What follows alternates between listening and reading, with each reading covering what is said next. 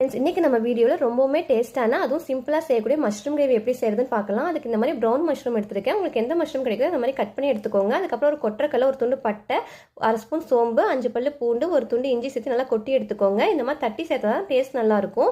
அதுக்கப்புறம் ஒரு பாத்திரத்தில் எண்ணெய் ஊற்றி எண்ணெய் சூடானதுக்கப்புறம் கடுகு போட்டு கடுகும் பொரிஞ்சதுக்கப்புறம் கருவேப்பிலை, அதுக்கப்புறம் ஒரு மீடியம் சைஸ் வெங்காயத்தை நீளமாக கட் பண்ணி அதையும் சேர்த்திக்கோங்க. வெங்காயம் வேகிறதுக்கு கொஞ்சம் உப்பு சேர்த்திக்கோங்க. இப்போ வெங்காயம் வெந்ததுக்கப்புறம் 2 மீடியம் சைஸ் தக்காளி இந்த மாதிரி பொடியாக கட் பண்ணி சேர்த்திட்டு 1/2 ஸ்பூன் மஞ்சத்தூள், 1 ஸ்பூன் மிளகாத்தூள் போட்டு மசாலா வாசம் போகிறதுக்காக மூடி வச்சு 5 நிமிஷம் வேக வைங்க. இப்போ மசாலா வாசம் போனதுக்கப்புறம் கட் பண்ணி வச்சுருக்க மஷ்ரூம் சேர்த்திக்கோங்க. நிறைய தண்ணி ஊற்றக்கூடாது, ஏன்னா மஷ்ரூம் வந்து தண்ணி விடும். அதனால் இந்த மாதிரி கிளாஸில் 1/2 கிளாஸ் தண்ணி மட்டும் ஊற்றி அது கூட 1/2 ஸ்பூன் மட்டன் மசாலா தூள் போட்டு மறுபடியும் 10 நிமிஷம் சிம்மில் வச்சு வேக வச்சிங்கன்னா நல்லா கிரேவி டைப்பில் ரெடி ஆயிருக்கும். இதில் 1/2 ஸ்பூன் தேங்காய் எண்ணெய், அதுக்கப்புறம் கொஞ்சம் கொத்தமல்லி தூவி இறக்கிங்கன்னா சூப்பரான மஷ்ரூம் கிரேவி ரெடி. இது சாதத்துக்கு மட்டும் இல்லைங்க, சப்பாத்தி தோசைக்கும் செமையாக இருக்கும்.